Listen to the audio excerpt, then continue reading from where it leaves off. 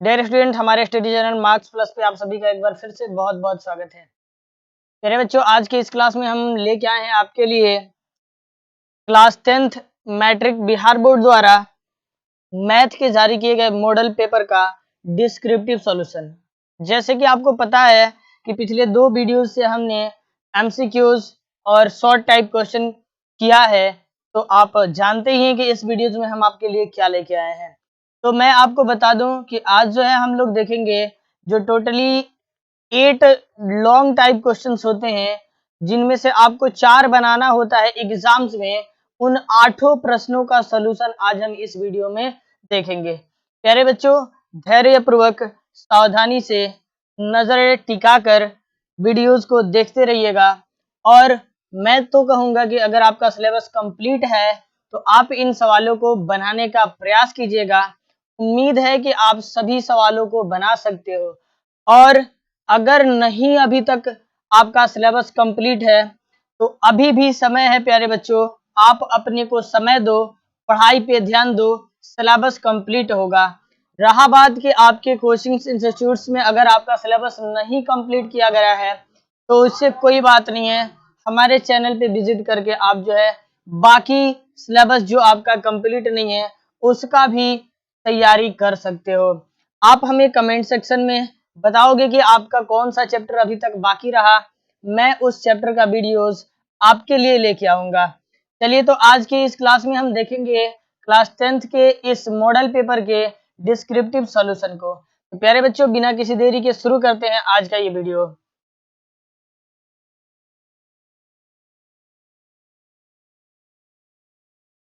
प्यारे बच्चों, ये रहा आपका क्वेश्चन नंबर 1, जो कि है आपके लॉन्ग टाइप से पहला क्वेश्चन। अगर क्वेश्चन आपको नहीं दिख रहा हो, है ना, तो आप हमें कमेंट जरूर करना। वैसे मुझे उम्मीद है कि क्वेश्चन आपको ढंग से समझ में आ रहा है। चलो प्यारे बच्चों, देख लो क्या बोला है आपसे कि दीर्घ उत्तरीय प्रश्न में जो है ना 31 से 38 तक दीर्घ उत्तरीय प्रश्न है। किन्हीं 4 के उत्तर देने हैं, प्रत्येक के लिए आपको 5 अंक निर्धारित किया जाता है। यानी कि कुल मिलाकर 5 चौके 20, आपको इस लॉन्ग टाइप आंसर से जो है ना 20 नंबर आपको मिल सकते हैं। और अगर आपने पूरी ढंग की तैयारी की हुई है तो 100% हम कह सकते हैं कि आप ये 5 नंबर ले सकते हो। तो आ जाओ, चलते हैं क्वेश्चन नंबर फर्स्ट की तरफ। कह रहा है कि 31 नंबर में आलेखीय विधि से हल करिए। यानी आलेखीय विधि को बाबू हम क्या बोलते हैं? Graphically method. यानी ग्राफीय विधि जिसको हम पढ़े हुए हैं, ग्राफीय विधि, उसी ग्राफीय विधि से जो है ना इन प्रश्नों को सॉल्व करना है। तो चलिए बिना किसी देरी के शुरू करते हैं आज का ये क्लास। जैसे कि आप देख रहे हो कि आपको क्या दिया हुआ है प्यारे बच्चों, क्वेश्चन में दिया है x minus y. X minus y क्या दिया है यहाँ पे देखिएगा, x माइनस का y बराबर का 1। और एक इक्वेशन और दिया हुआ है, वो क्या दिया हुआ है? तो ये दिया हुआ है 2x प्लस 3y बराबर का 12। क्या दिया है? 2x प्लस का 3y बराबर का 12 बराबर का 12। क्या दिया है प्यारे बच्चों? बराबर का 12। ठीक है, देख सकते हो बराबर का 12। ठीक है, तो ग्राफीय विधि से सॉल्व करने के लिए लिखेंगे ग्राफीय विधि द्वारा हल। क्या लिखेंगे? ग्राफीय विधि से हल। ग्राफीय विधि से हल, है ना। आपके एग्जाम पेपर में जो है ना ग्राफ का पेपर दिया रहता है, मात्र एक ही पेपर होता है, ध्यान से बनाएंगे ताकि जो है ना वो गड़बड़ ना हो। ठीक है, तो चलिए देखते हैं। सबसे पहले तो लिखेंगे क्या? x माइनस वाई बराबर 1, ये समीकरण 1। ठीक है, और 2x प्लस 3y बराबर का 12 समीकरण 2। ग्राफीय विधि से हल के लिए हमें करना है, पहले चलना है समीकरण 1 से। किससे प्यारे बच्चों? समीकरण 1 से। ठीक है, समीकरण 1 से। समीकरण 1 क्या है प्यारे बच्चों? x माइनस वाई बराबर का 1।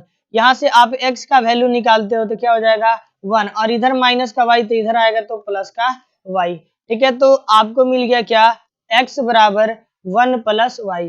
अब आपको क्या करना है? अपने मर्जी से लेना है। अच्छा ये बताओ, आपसे हम पूछे कि ये x का वैल्यू निकालना है, किसका? इस x का वैल्यू निकालना है इस x का वैल्यू निकालना है, इस x का वैल्यू निकालना है, तो आप क्या करोगे कि ये x का वैल्यू किस पे डिपेंड हो रहा है, ये x का वैल्यू इस y पे डिपेंड हो रहा है।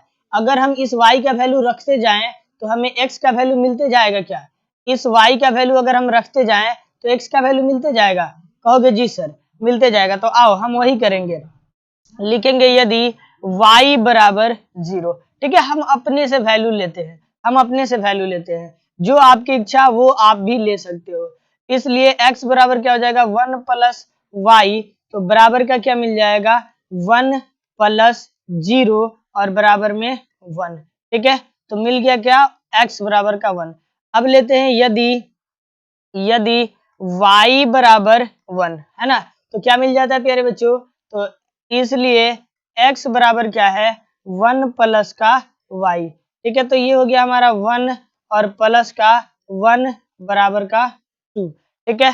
अब आते हैं, देखिए वैसे तो 3 वैल्यू निकाल लीजिए, अच्छा है 2 वैल्यू से भी आपका सवाल सॉल्व हो जाएगा, ठीक है। तो मैं यहाँ पे एक लाइन खींच लेता हूँ आगे इसको सॉल्व करने के लिए, ठीक है।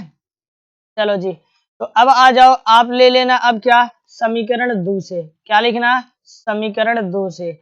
अगर आपके कॉपी में नीचे पेज बचे तो नीचे ही इस चीज को लिखना है ना, नहीं तो ऐसे आप भी कॉलम बना सकते हो।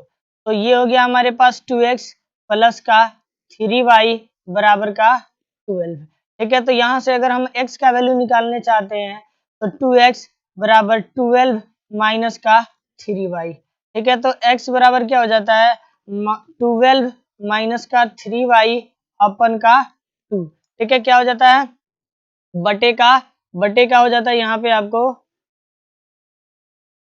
बटे का हो जाता है यहाँ पे आपको,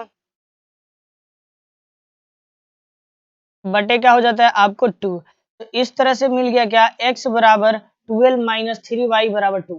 फिर अगर हम यहाँ से पूछे कि x का वैल्यू किस पे डिपेंड कर रहा है, तो आप कहिएगा कि सर y पे डिपेंड कर रहा है, तो फिर आपको वैसे ही करना है, यदि y बराबर क्या ले लें, देखिए सोचना है यहाँ पे, ऐसे सोचना है कि कौन सा ऐसा नंबर ले और कैलकुलेशन करे तो वो 2 से पूरा पूरा कट जाए। वैसे तो डेसिमल में भी ले सकते हैं, कोई दिक्कत नहीं है, लेकिन आपको जो है ना ग्राफ पेपर पे वैल्यू रखने में समस्या होगी, तो आपको जो है ना ऐसा वैल्यू लेना है y के जगह पे जो कि कैलकुलेशन करने पर जो है ना पूरे पूरे कट जाए, ठीक है। तो हम कहते हैं कि y के जगह पे 0 ले लीजिए, तो इसलिए आपको x का वैल्यू मिल जाएगा, x बराबर क्या हो जाएगा 12 माइनस का 3y बट्टे का 2, तो ये हो जाता है हमारा 12 माइनस का 3 इंटू वाई के जगह पे 0 बट्टे का 2, तो क्या हो जाएगा 12 में से 3 इंटू 0 0 बटे का 2, तो हो जाता है क्या कि 12 में से 0 गया 12 बटे का 2, मिल जाएगा आपको क्या 6, ठीक है। फिर आपको क्या करना है, आपको फिर वैल्यू लेना है, आपको फिर वैल्यू लेना है अपने मर्जी से, ठीक है। तो लिखेंगे क्या यदि यदि यदि y बराबर 1 रखते हैं तो क्या होगा 3 एकम में 3, 12 में से 3 जाएगा 9, 9 2 से नहीं कटेगा, इसलिए y की जगह पे हम 2 ले लेते हैं, इसलिए x बराबर क्या हो जाएगा 12 माइनस 3y बटे का 2, तो इसलिए क्या हो जाएगा कि 12 माइनस 3 गुणे का 2 बटे का 2, तो ये हो जाता है हमारा 12 में से 6 गया बटे का 2, तो बच जाता है 12 में से 6 गया 6 बटे का 2, कट के आ गया क्या 3। तो अब आपको क्या करना है बॉक्स बनाना है, क्या करना है एक बॉक्स बनाना है, टेबल इंसर्ट करना है, ठीक है। समीकरण 1 के नीचे समीकरण 1 वाले लेने हैं, ठीक है। और उसके बाद देखिएगा यहाँ पे आपने क्या किया प्यारे बच्चों, यहाँ पे आपने y बराबर 0 लिया है, तो x बराबर क्या मिला है आपको 1 मिला है, तो y में 0 भरेंगे और उसी के ऊपर x में कितना वैल्यू आया तो 1 भर देंगे, ठीक है। y बराबर 1 है, y बराबर क्या है प्यारे बच्चों 1 है, तो x का वैल्यू कितना मिला है आपको 2 मिला है। बस ऐसे ही आपको इधर में एक बॉक्स बना देनी है y, x का वैल्यू क्या है यहाँ पे देखेंगे, यदि आपने यहाँ पे समीकरण 2 के लिए यदि आपने y बराबर कितने लिए हैं 0 लिए हैं, तो x बराबर कितने मिले हैं आपको 6 मिले हैं, और y बराबर अगर आपने 3 लिया है तो x बराबर y बराबर आपने 2 लिया है, तो x बराबर कितने मिले हैं आपको 3 मिले हैं, ठीक है। यहाँ पे आपको लिख लेने हैं क्या बात कि यहाँ पे लिखना है समीकरण 1 के लिए। ये क्या है प्यारे बच्चों, ऐसे करते हैं, इसको हम यहाँ लिख देते हैं समीकरण 1 के लिए, ठीक है, समीकरण 1 के लिए। और यहाँ पे आपको लिखना है समीकरण 2 के लिए, ठीक है, समीकरण 2 के लिए, ठीक है। अब चलते हैं ग्राफ पेपर इंसर्ट करते हैं और ग्राफ पे जो है ना हम इसका सॉल्यूशन देख लेते हैं, ठीक है। तो आइए, चलो तो आ जाओ, अब हम देखते हैं इक्वेशन नंबर 1 के लिए। इक्वेशन नंबर 1 के लिए आपको लेना है क्या, y बराबर 0 और x बराबर 1। तो कहाँ मिल जाएगा प्यारे बच्चों, आपको जो है ना यहाँ पे मिल जाएगा x बराबर 1 और y बराबर 0। तो 1 और 0 हमारा ये हो गया, ठीक है। उसके बाद आपको देखना है y बराबर 1 x बराबर 2, तो आपको मिल जाएगा यहाँ पे, ठीक है। और ये हो जाएगा हमारा 2 और 1, ठीक है। अब इसके लिए आप एक लाइन ड्रॉ कर लो पहले। तो यहाँ से आपका लाइन चला जाएगा ऐसे जो है ना सीधा,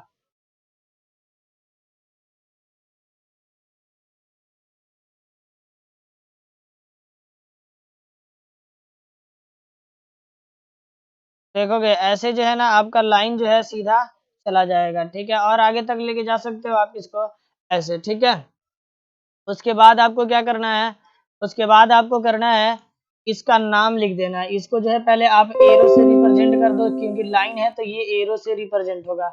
इसका नाम लिख देते हैं क्या है, x माइनस का y बराबर का 1, ठीक है। अब चलते हैं फिर से हम किस पे, इक्वेशन नंबर 2 पे, ठीक है। तो इक्वेशन नंबर 2 को सॉल्व करते हैं, देखते हैं इक्वेशन नंबर 2 कैसे होगा।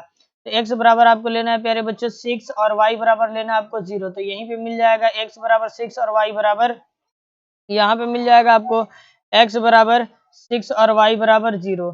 ये हो गया हमारे क्या 6,0, ठीक है।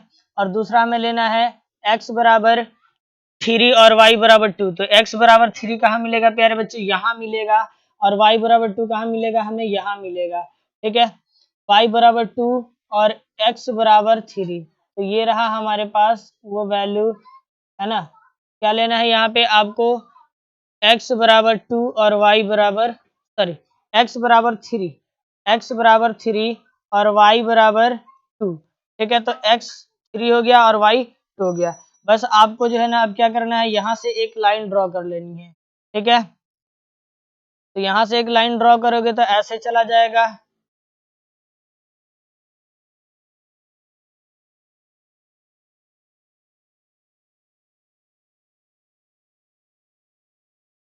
यहाँ से अगर आप एक लाइन ड्रॉ करते हो तो ये कैसे चला जाएगा प्यारे बच्चों, ऐसे चला जाएगा,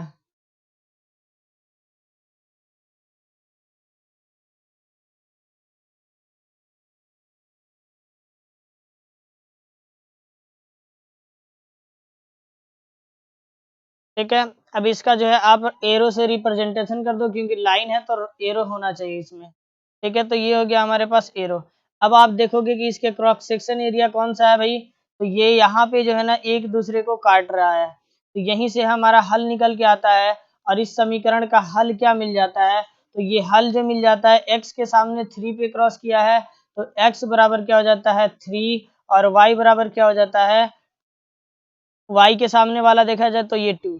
तो हल हो जाता है हमारा x और y, x बराबर 2 y बराबर 3, x बराबर 2 और y बराबर 3, ठीक है। तो अब आप चीजों को ढंग से देख सकते हो। थोड़ा सा ग्राफ अगर टेढ़ा मेढ़ा हो तो आप सही कर सकते हो, बिल्कुल सीधा है, आपको दिख रहा है सारी वैल्यूज, ठीक है। तो इस तरह से इस ग्राफ का, इस दूसरे इक्वेशन का आप चाहो तो नाम भी दे सकते हो। यहाँ पे आप नाम लिख सकते हो, क्या था इसका नाम, इसका नाम था 2x प्लस का 3y बराबर का 12, ठीक है। तो ये हो जाता है हमारा कुल सॉल्यूशन, इसका हो जाता है आपका सॉल्यूशन। ग्राफ पेपर द्वारा आप इसको जो है ना ऐसे खींच सकते हो। तो उम्मीद है कि आपको ये ग्राफ खींचना भी बहुत इंटरेस्टिंग लगा होगा, ठीक है, क्योंकि इस तरह का ग्राफ पेपर आपने कभी देखा नहीं था, है ना। तो अब जो है आप देख सकते हो ग्राफ पेपर भी जो है ना डिजिटली आ रहे हैं आजकल, ठीक है। चलो बढ़ते हैं क्वेश्चन नंबर 2 के तरफ, यानी क्वेश्चन नंबर 32 के तरफ, ठीक है। तो देख लेते हैं क्वेश्चन नंबर 32 हमसे क्या बोला है प्यारे बच्चों, ठीक है। होप कि ये चीज आपको समझ में आई है, ठीक है जी। चलो बढ़ते हैं आगे, डियर स्टूडेंट। तो आइए अब हम देखते हैं क्वेश्चन नंबर 32। क्वेश्चन नंबर 32 पढ़िएगा, मैंने फिगर भी ड्रॉ कर रखा है, ठीक है। तो आप पढ़िए पहले क्वेश्चन नंबर 32 आपसे क्या बोला है प्यारे बच्चों। देखोगे बोला है कि एक मीनार की पाद बिंदु, एक मीनार के पाद बिंदु से भवन के शिखर का उन्नयन कोण उन्नयन कोण 30 डिग्री है। भवन के पाद से शिखर का, मीनार के शिखर का उन्नयन कोण 60 डिग्री है। ठीक है, 60 डिग्री है। तो बताइए कि यदि मीनार की ऊंचाई 60 मीटर, यदि मीनार की ऊंचाई 60 मीटर, ठीक है, तो भवन की ऊंचाई क्या होगी। ठीक है, तो आपसे क्या बोला है कि यदि मीनार के शिखर का उन्नयन कोण जो है, मीनार के शिखर का उन्नयन कोण मीनार के पाद बिंदु से, ठीक है, मीनार के पाद बिंदु से जो है, मीनार के पाद बिंदु से जो है ना, भवन के शिखर का उन्नयन कोण अगर कितना डिग्री है, 30 डिग्री है। यानी देखिएगा, ये रहा आपका मीनार ए बी, ए बी क्या है, मीनार है। ठीक है, ये है आपका मीनार, क्या है, ये ए बी जो है ना, मान लीजिए कि मीनार है, तो इसका पाद बिंदु ये हुआ, तो यहाँ से उन्नयन कोण, भवन के शिखर का उन्नयन कोण कितना है, 30 डिग्री है। ठीक है, तो और बोला है कि भवन के पाद बिंदु से मीनार के शिखर का उन्नयन कोण, तो ये रहा आपका क्या, ये रहा आपका क्या, भवन। ठीक है, इस भवन के पाद बिंदु ये हो गया जड़, है ना, और यहाँ से अगर शिखर के उन्नयन, शिखर के टॉप को दिखा, माने मीनार के शिखर को देखा जाता है, तो यहाँ पे उन्नयन कोण जो बनता है, कितना डिग्री का कोण बनता है, 60 डिग्री का कोण बनता है यहाँ पे। ठीक है, तो अब अगर आपको जो है ना मीनार की ऊंचाई दे रखी है, तो आपसे पूछा है क्या कि भवन की ऊंचाई क्या होगी। ठीक है, तो चलिए सॉल्यूशन करते हैं मेरे बच्चों गौर से जी। तो यहाँ लिखते हैं माना कि मीनार की ऊंचाई, मीनार की ऊंचाई बराबर ए बी बराबर 60। ठीक है, तथा भवन की ऊंचाई बराबर सी डी बराबर एक्स। ठीक है, तो चलिए सबसे पहले तो अगर हमें मीनार की या भवन की ऊंचाई ज्ञात करनी है, तो ये हाइट अगर आपको निकालना है, तो इसका ज्ञान, इसके आधार का ज्ञान अगर हो जाए तो आप निकाल सकते हो। इसलिए आप आओ पहले क्या, ट्रायंगल लिखेंगे, त्रिभुज ए बी सी में। ठीक है, एबीसी में देख रहे हैं क्या, थीटा बराबर क्या दिया है, 60 डिग्री। ठीक है, तो यहाँ देखिए ये हो गया हमारा क्या, थीटा। ठीक है, तो यहाँ से थीटा, तो ये हो गया हमारा क्या, लंब, ये हो गया हमारा क्या, इस ट्रायंगल के लिए हो गया लंब। ठीक है, और ये हो जाएगा आपका क्या, आधार, इधर वाला क्या हो जाता है, आपका आधार हो जाता है। ठीक है, तो चलिएगा, तो इसके आधार के लिए आप क्या करिएगा प्यारे बच्चों, आधार और लंब का रिलेशन बताता है आपको tan, तो लगा दीजिएगा tan थीटा बराबर लंब बटे आधार, क्या हो जाता है, लंब बटे आधार। आप चाहें तो कर्ण वाला भी रिलेशन लगा, सॉरी कॉट वाला भी रिलेशन लगा सकते हैं। तो ठीक है, हम यहाँ पे लिखते हैं tan 60 डिग्री। ठीक है, tan 60 डिग्री बराबर हो जाता है, लंब दिया है कितना बाबू, 60, और आधार हमें नहीं पता है, तो ठीक है, तो इसको हम मान लेते हैं क्या, y, तो इसको हमने लिख दिया क्या, y। ठीक है, तो अगर आप यहाँ पे क्रॉस मल्टीप्लीकेशन कर दो, ठीक है, तो क्रॉस मल्टीप्लीकेशन कर दो, तो रूट क्या वैल्यू होता है आपको, √3, क्या होता है प्यारे बच्चों, √3, और ये हो जाता है 60 अपन का y, और इसके बटा में कुछ नहीं है तो 1 हो सकता है। चलिए, तो इसको हम यहाँ पे सॉल्व करते हैं। ठीक है जी, इसके साथ, क्योंकि जो है ना जगह कम है, मैं सोच रहा हूँ कि इसी पेज पे आपको बता लूँ। ठीक है, तो आइए अब हम यहाँ पे देख लेते हैं क्या, चलिए ऐसा करते हैं कि एक पेज ही ऐड कर लेते हैं। ठीक है, तो आप पिछले पेज पे देख सकते हैं क्या है, tan 60 डिग्री का वैल्यू √3/1 हम लिख सकते हैं, 60/y हो सकता है। ठीक है, तो देखिएगा नेक्स्ट पेज पे हम करते हैं मल्टीप्लीकेशन, तो हो जाता है क्या, √3y बराबर का 60। अगर आप यहाँ से y का वैल्यू निकालते हो तो क्या हो जाता है, 60 अपन का √3।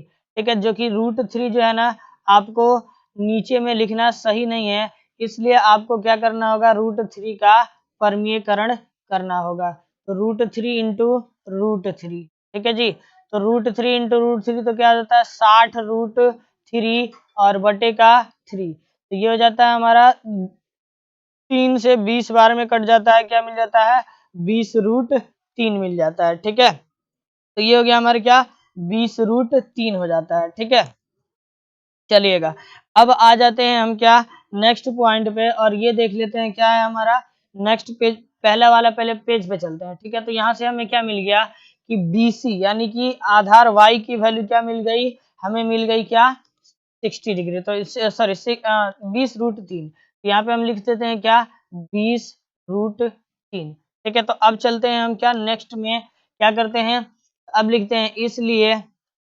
त्रिभुज क्या DCB में, ठीक है। तो थीटा बराबर यहाँ पे क्या है प्यारे बच्चों 30 डिग्री, थीटा बराबर 30 डिग्री। तो फिर आप यहाँ पे देख सकते हो ये हो गया हमारा थीटा, तो क्या हो जाता है, ये हमारा हो जाता है क्या, ये हमारा हो जाता है क्या, देखोगे ध्यान से,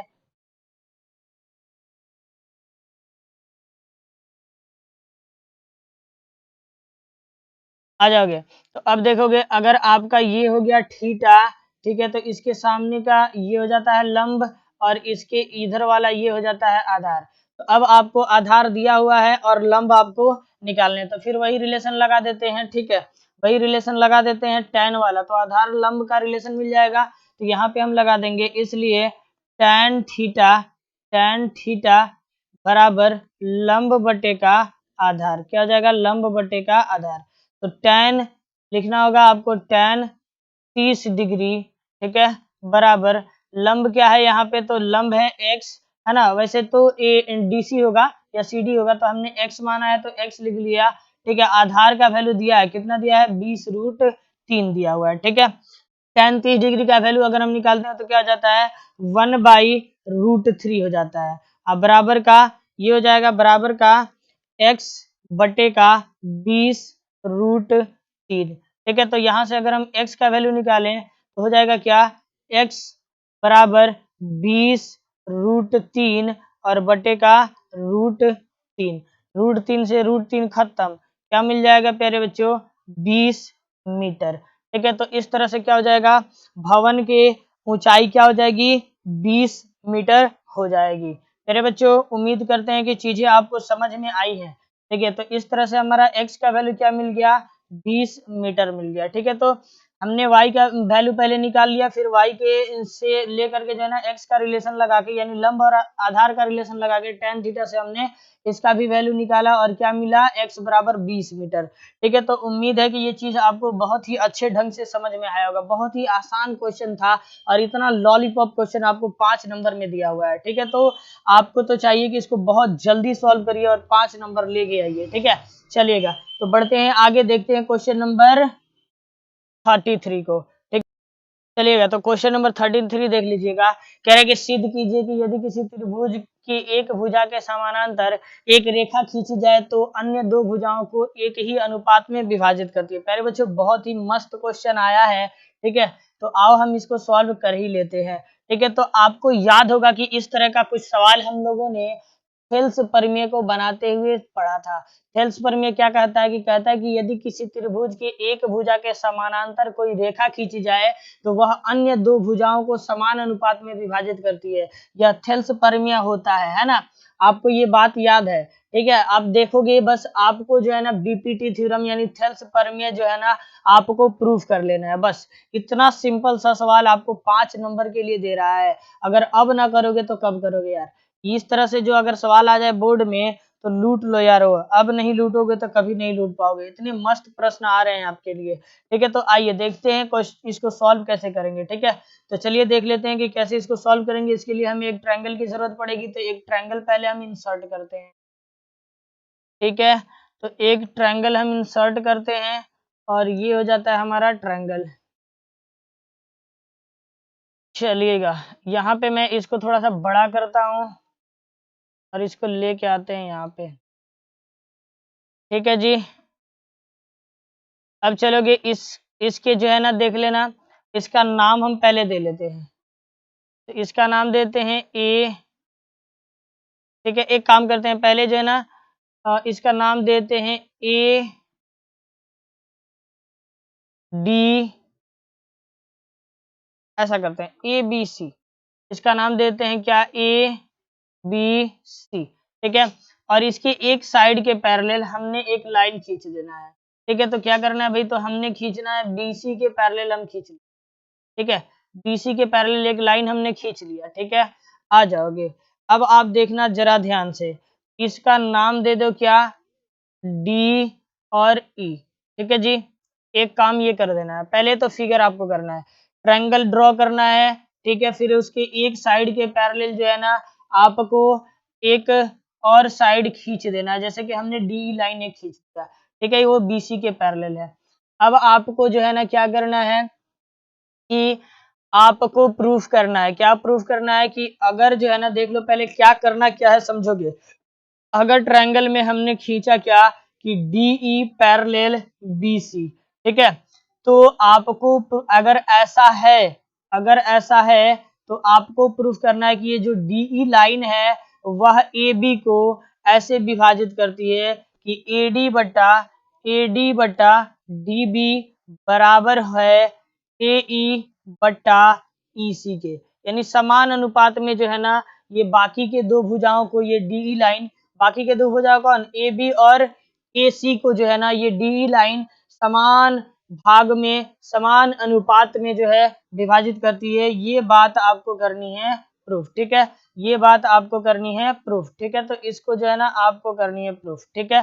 तो इसके लिए हमें क्या करना होगा, ठीक है, इसके लिए हमें क्या करना होगा और हम विस्तार से देखते हैं। वैसे तो हमने बेसिक में आपको समझाया ही था कि इसको कैसे हम सॉल्व करते हैं। तो सबसे पहले प्यारे बच्चों आपको लिखना होगा क्या, गिवन, ठीक है, तो गिवन में क्या दिया है कि ABC एक त्रिभुज है, क्या है, एक त्रिभुज है, क्या है, एक त्रिभुज है, ठीक है जी, जिसमें क्या है, जिसमें जिसमें DE पैरेलल है BC के, ठीक है, ये बात आपको लिख देना है, ठीक है। तो आपको क्या करना है, इसमें क्या प्रूफ करना है आपको, तो आपको जो है ना प्रूफ करना है, तो लिखेंगे टू प्रूफ दैट, क्या लिखेंगे, टू प्रूफ दैट, ठीक है, टू प्रूफ दैट, ठीक है। तो हमें सिद्ध क्या करना है, देखोगे तो सिद्ध करना है कि बट्टे का AD बटे का DB बराबर है AE बटे का EC, ऐसा हमें प्रूफ करना है, ठीक है। तो इसके लिए हमें करना होगा क्या, कंस्ट्रक्शंस करना होगा, ठीक है, कुछ अलग से काम करने होते हैं इसको प्रूफ करने के लिए, तो कंस्ट्रक्शन करना होगा। क्या करेंगे कंस्ट्रक्शन में, आप देख सकते हो कंस्ट्रक्शन में क्या करेंगे, देखोगे एक तो हमें करना क्या है कि इस D से जो है ना इस AE पर जो है, इस D से जो है हमें इस AE पर, देखोगे इस D से जो है इस AE पे परपेंडिकुलर ड्रॉ करना है, और इसको जो है कंस्ट्रक्शन है तो डॉटेड लाइन से करना है, ठीक है। तो डॉटेड लाइन के लिए हमने क्या किया, इसको जो है ना ऐसे ऐसे मिटा दिया, ठीक है। अब देखोगे एक और परपेंडिकुलर करना है ड्रॉ, जो E से जो है ना इस AB लाइन पर हो, किस पे हो, AB पर हो, ठीक है। तो इसको थोड़ा सा और नीचे कर लेते हैं, ठीक है, ऐसे परपेंडिकुलर आपको ड्रॉ कर लेना है, और इसको भी जो है ना आपको डॉटेड लाइन से करना है। तो डॉटेड लाइन के लिए आपको क्या करना होगा, देखोगे ऐसे जो है आपको डॉटेड लाइन में जो है ना इसको ड्रॉ करना है, ठीक है, ऐसे जो है आपको डॉटेड लाइन में जो है ना इन्हें ड्रॉ कर लेना है, ठीक है, ठीक है, ऐसे जो है आपको डॉटेड लाइन में जो है ना इन्हें ड्रॉ कर लेना है। उसके बाद आपको इसका नाम दे देना है, ठीक है, इसका नाम दे दो क्या आप, इसका नाम क्या दोगे आप, इसका नाम दे दो N, ठीक है, और इसका नाम दे दो M, ठीक है। और उसके बाद आपको क्या करना है कि आपको इसको भी मिला देना है, क्या करना है, आपको जो है ना इसको भी मिला देना है, कंस्ट्रक्शन में आपको इसको भी मिला देना है, ठीक है। ऐसा करते हैं, इसको अलग कलर से कर देते हैं, ठीक है। तो आपको जो है ना इसको भी,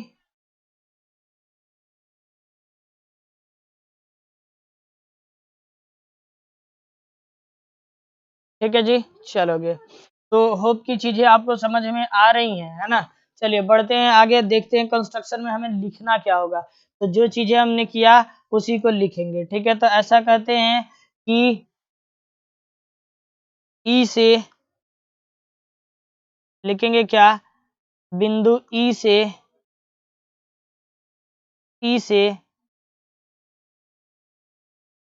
ई एन लंब ए बी तथा डी से DM, डी से DM लंब AC डाला, AC डाला। उसके बाद क्या लिखना है, तो इधर वाले बात को हम इरेज कर लेते हैं, ठीक है। इधर वाले बात को हम क्या कर लेते हैं, इरेज कर लेते हैं, थोड़ा सा स्पेस हमें मिल जाएगा, ठीक है। चलो जी, तो डाला, और साथ ही साथ क्या हो गया कि DC तथा PE को मिलाया, PE को मिलाया, ठीक है, PE को मिलाया। चलो जी, तो उसके बाद हमें क्या करना है, अब चलते हैं हम प्रूफ पे, ठीक है। तो प्रूफ में क्या करेंगे, ध्यान से देखिएगा, ठीक है, आराम से जो है ना देखिएगा। पहले आप एक काम करिएगा कि एक ट्रायंगल ADE आप सेलेक्ट कीजिएगा, पहले निकालिएगा क्या, त्रिभुज एरिया निकालिएगा, सीधा सीधा सीधा सीधा आपको जो है ना क्या निकालना है, एरिया निकालना है, area of triangle ADE, area of triangle ADE, area of triangle ADE बराबर, सीधा सीधा फॉर्मूला लगाइए। अगर आप देखिए तो ये 90 डिग्री जो है यहाँ पे एंगल बन रहा है, ठीक है, यहाँ पे जो है ना 90 डिग्री का एंगल बन रहा है, ठीक है जी। यहाँ पे आपको जो है ना 90 डिग्री का एंगल बन रहा है, और यहाँ भी जो है आपको 90 डिग्री का एंगल बन रहा है, ठीक है। तो आपका जो है मान लीजिए कि ये ट्रायंगल ADE है, तो इसका लंब क्या हो जाएगा, EN हो जाएगा, और EN जो है इसका क्या हो जाएगा, ऊंचाई हो जाएगा। तो सीधा सीधा फॉर्मूला लगा लीजिएगा, क्या लगा लीजिएगा, अगर हम इधर से देख रहे हैं, इस वाले पॉइंट को हम इधर से देख रहे हैं, तो हमारे लिए आधार ये हो जाएगा और ऊंचाई जो है ये हो जाएगा EN, ठीक है।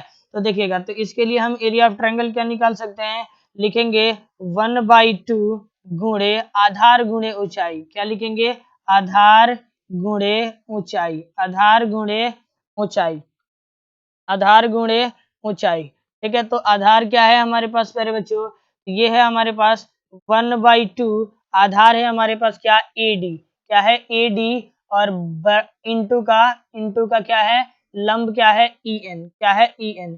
इसको कर लेते हैं इक्वेशन फर्स्ट, ठीक है। नाउ अब आपको क्या करना है, आपको करना है क्या कि इसके साथ ही जो है ना आपको इस वाले ट्रायंगल का एरिया निकालना है, किसके, BDE के, ठीक है। तो निकालिए area of triangle, area of triangle BDE, ठीक है। तो BDE बराबर फिर आप लगा दिए 1/2 इंटू आधार गुणे ऊंचाई, आधार गुणे ऊंचाई बराबर 1/2 इंटू आधार क्या है प्यारे बच्चों, अगर आप देखोगे तो इसका आधार क्या होगा, यही होगा, ठीक है। मेरा नजर अगर इधर से है, अभी भी मेरा नजर देखने का क्या है, इधर से है, ठीक है। तो ये हो जाएगा हमारे लिए आधार। तो इस ट्रायंगल को अगर हम यहाँ ड्रॉ करें, तो मान लीजिए कि ये ट्रायंगल जो है हमने क्या किया, ऐसे ड्रॉ किया, ठीक है, ऐसे ड्रॉ किया, तो इसकी ऊंचाई क्या हो जाएगी, इसकी ऊंचाई यही हो जाएगी, इसकी ऊंचाई यही हो जाएगी, ये वाली लाइन, अगर हम यहाँ पे नाम दे तो DN, यानी इस ट्रायंगल से बाहर इसकी ऊंचाई आ रही है, ठीक है। तो ऐसे ही आपको यहाँ पे समझना है, ठीक है। देखिएगा, अगर हम इस ट्रायंगल की बात करें तो प्यारे बच्चों क्या हो जाएगा, इसकी आधार क्या हो जाएगी, इसकी आधार हो जाएगी क्या, DB, और ऊंचाई क्या हो जाएगी, यही हो जाएगी आपकी ऊंचाई EN, क्या हो जाएगी प्यारे बच्चों, EN, ठीक है। तो EN इसको कर लेते हैं इक्वेशन सेकंड। तो पहले आपको क्या करना है कि आपको करना है समीकरण 1 और समीकरण 2 को भाग, समीकरण 1 भागे समीकरण 2, ठीक है। तो आप करिए एरिया ऑफ ट्रायंगल ADE बटा area of triangle, area of triangle BDE बराबर क्या हो जाएगा, 1/2 इंटू AD इंटू EN बट्टे का 1/2 इंटू DB इंटू EN, ठीक है। तो देखोगे 1 EN से EN कैंसिल, क्या हो जाएगा, EN से EN कैंसिल, ठीक है, 1/2 से 1/2 कैंसिल, बच क्या गया, AD बट्टे का DB, ठीक है, या BD या DB, ठीक है। चलो इसको कर लो आप इक्वेशन थर्ड, ठीक है, इक्वेशन थर्ड, इसको कर दो आप इक्वेशन थर्ड। ठीक है, अब आ जाओ, अब चलते हैं हम इसी को सॉल्व करते हैं अगले पेज पे। ठीक है, क्योंकि यहाँ पे जगह फुल हो गया है, इतना काम और हमें करना है। ठीक है, तो आ जाओ, तो चलते हैं नेक्स्ट पेज पे। ठीक है, तो नेक्स्ट पेज पे हम देख लेंगे क्या हो जाएगा कि ट्रायंगल तो हमारा वही रहेगा, ट्रायंगल तो हमारा वही रहेगा। ठीक है, तो अब लिखना है आपको, क्या लिखना है कि area of triangle, area of triangle फिर से ए E D, A D E भी लिख सकते हैं, कोई बात नहीं है। तो 1/2 इंटू आधार गुणे ऊंचाई, फिर वही बात, आधार गुणे ऊंचाई। ठीक है, आधार गुणे ऊंचाई, तो क्या हो जाएगा आधार गुणे ऊंचाई, तो 1/2 इंटू, अगर आप देखो नेक्स्ट पेज पे, तो A D, A E D में आधार क्या हो जाएगी, अगर हम इधर से देख रहे हैं, इस चीज को हम इधर से देख रहे हैं, तो आधार हमारा ए ही हो जाएगा और ऊंचाई क्या हो जाएगा, डी एम हो जाएगा। ठीक है, तो देखिएगा आधार हो गया हमारे पास क्या, ए ई, और गुणे ऊंचाई क्या हो जाएगा, ई, सॉरी एम डी एम हो जाएगा। आधार क्या हो जाएगा हमारा, डी एम हो जाएगा, सॉरी ऊंचाई क्या हो जाएगा, डी एम हो जाएगा। ठीक है, और इसको कर लीजिए आप समीकरण 4। ठीक है, फिर आप करिए क्या, एरिया ऑफ ट्रायंगल, इसी के बेस पे जुड़ा जो ट्रायंगल है, क्या नाम है उसका, उसका नाम है, आप देख सकते हो, इस वाले ट्रायंगल को ले लीजिए, सी ई डी, सी, इस वाले ट्रायंगल को सी ई डी। ठीक है, तो इसकी ऊंचाई क्या हो जाएगी, डीएम हो जाएगी, और आधार क्या हो जाएगी, ईसी हो जाएगी। ठीक है, तो चलिएगा देखिएगा, area of triangle C E D बराबर 1/2 इंटू आधार गुणे ऊंचाई, आधार गुणे ऊंचाई बराबर 1/2 इंटू ए ई नहीं होगा, अब यहाँ पे क्या हो जाएगा, ई सी हो जाएगा। ठीक है, और यहाँ पे क्या हो जाएगा, ऊंचाई तो आपका डीएम ही रहेगा। तो इस तरह से इसको कर लीजिए इक्वेशन 5। ठीक है, हालांकि देखिए इक्वेशन आप इतना नहीं भी बनाओगे तो भी चलेगा। तो अब आपको करना है समीकरण, समीकरण 4 भागे समीकरण 5। ठीक है, तो चलिएगा, तो area of triangle A E D बटे का area of triangle C E D. ठीक है, area of triangle C E D. ठीक है, तो हो जाएगा क्या, 1/2 इंटू ए ई गुणे डी एम बटे का 1/2 इंटू ई सी गुणे का डी एम। ठीक है, तो अगर आप देखो गौर से, तो क्या हो जाता है, इस डीएम से इस डीएम को कैंसिल करो, 1/2 से 1/2 के कैंसिल करो, बच क्या जाएगा, ए ई बटे का ई सी, ए ई बटे का ई सी। तो इसको कर लो आप इक्वेशन 6। ठीक है, चलो जी, तो बढ़ते हैं आगे। ठीक है, अब यहाँ पे आपको क्या करना है, समीकरण 1 और 2 को, समीकरण 3 और समीकरण 6 को देखना है, समीकरण 3 और समीकरण 6 को देखना है। ठीक है, तो एक चीज पहले आप बात समझोगे, यहाँ पे देखोगे, इस दोनों ट्रायंगल को, इस दोनों ट्रायंगल के बारे में सोचो, इस वाले ट्रायंगल की, है ना, क्या है कि डी बी ई और डी ई सी ट्रायंगल के बारे में सोचो। ठीक है, तो देखोगे अगर कोई दो ट्रायंगल एक ही आधार के अंदर बने हो और उनका जो बेस है वह एक ही लाइन हो, एक ही आधार के अंदर बनी हो, यानी बेस जो है उसका एक ही हो, सेम बेस हो, लेकिन और वह जो है ना पैरेलल लाइन के बीच बनी हो। ठीक है, तो याद रखना कभी भी कि दो समांतर रेखाओं के बीच समान आधार वाले त्रिभुजों का क्षेत्रफल जो है हमेशा बराबर होता है। यानी कि कहने का मतलब है कि triangle A D B D E और ट्रायंगल सी ई डी का जो क्षेत्रफल होगा वह दोनों ही इक्वल होगा। ठीक है, तो आइए देख लेते हैं, तो लिख लेंगे यहाँ पे क्या, क्योंकि समांतर, समांतर रेखा